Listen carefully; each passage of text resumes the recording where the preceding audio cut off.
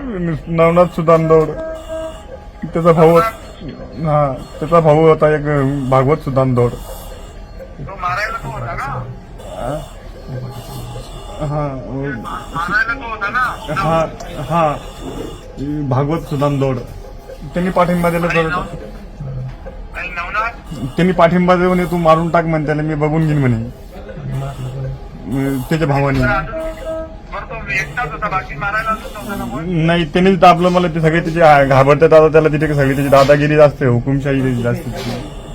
आजूबाजूला माणसं होती होती ना. ते ते घाबरतात आता त्याला सगळी.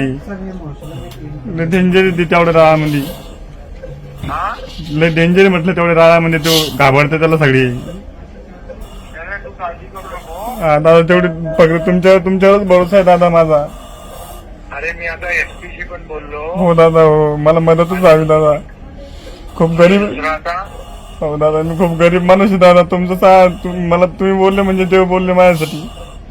तू काळजी करू नको. ते मी आता ह्याला पाठवलंय राजूला, हो दादा हो राजेंद्रला.